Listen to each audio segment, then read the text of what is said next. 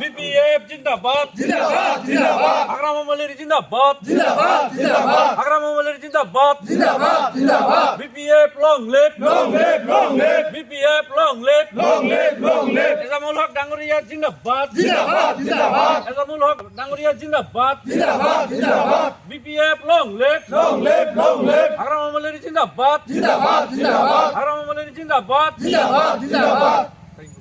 পোনপ্ৰথমে মই আমাৰ সমূহ সাংবাদিক বন্ধুসকলক মই ধন্যবাদ জ্ঞাপন কৰিছোঁ।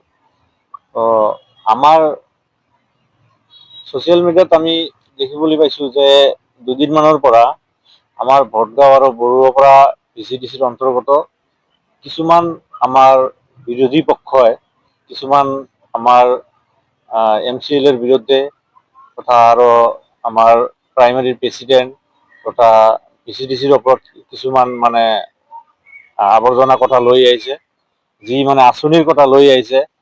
আমাৰ আগামা মহিলাৰী ছাৰে এইবাৰ নিৰ্বাচনী প্ৰচাৰ সভাত 5টা গেৰাণ্টি দিছিলে।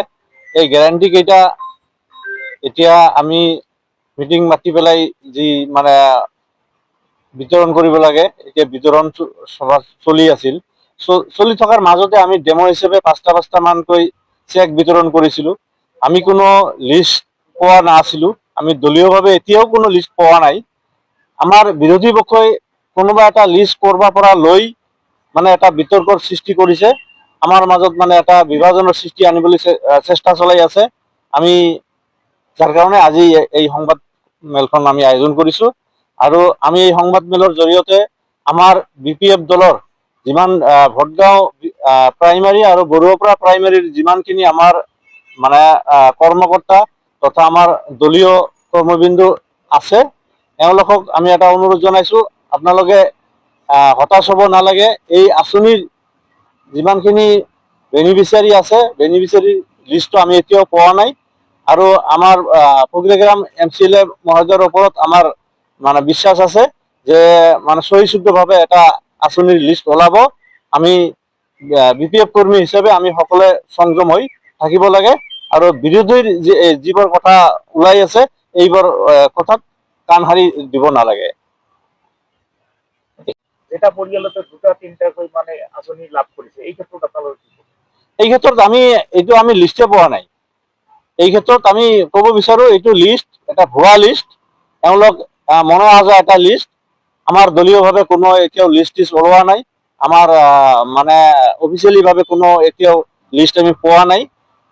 এওঁলোক বিৰোধী পক্ষৰ মানুহ, আমি দলীয় কৰ্মকৰ্তা হয়, তো আমি লিষ্ট পোৱা নাই, এওঁলোকে লিষ্টটো ক'ত পালে, কেনেকৈ এই লিষ্ট ওলালে, এইটো লিষ্টত আমি গমেই নাপাওঁ।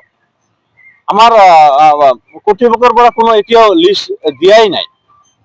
কৰ্তৃপক্ষৰ পৰা যিটো আমাক চেক দিছে, 5টা চেকহে দিছে, আমি চেকবিলাক আমি সভা মাতি পেলাই এইটো বিতৰণ কৰা হৈছে আৰু বাকী লিষ্টখিনি আমাক এতিয়াও দিয়াই নাই। এই লিষ্ট সম্পৰ্কে আমি নাজানোৱে। ইহঁতে যিবিলাক অভিযোগ লৈ আহিছে, আমাৰ মানে দলৰ বিৰোধিতা এওঁলোকে কৰিয়ে থাকে।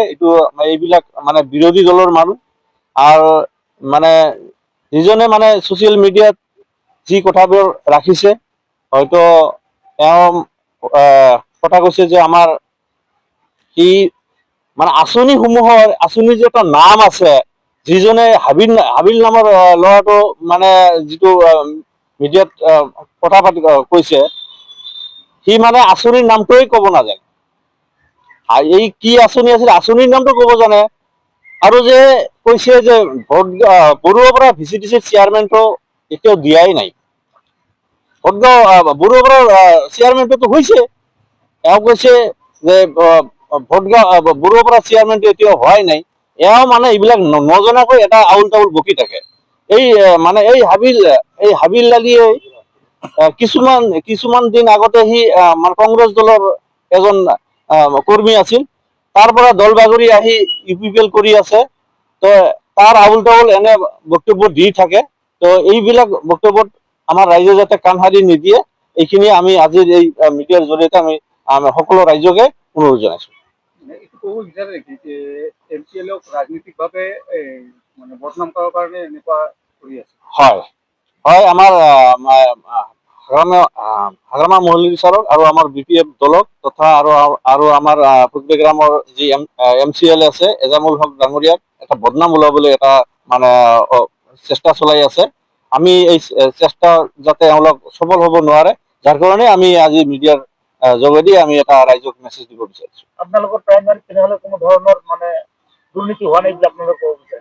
আমাৰ প্ৰাইমাৰীত কোনো ধৰণৰ দুৰ্নীতি হোৱা নাই। আমি প্ৰাইমাৰী হিচাপে আমি এতিয়াও কোনো আঁচনিৰ লিষ্ট পোৱা নাই আৰু আমি আশা ৰাখিছো আমাৰ দলৰ প্ৰতি আৰু আমাৰ MCL এৰ প্ৰতি আমাৰ এটা আশা মানে বিশ্বাস আছে যে আমি সঠিকভাৱেই আমাৰ আঁচনিবিলাক পৰিচালনা হ'ব আৰু আমাক দায়িত্ব দিব, সেই মতে আমি মানে সঠিকভাৱে আমি এইবিলাক পৰিচালনা কৰিম।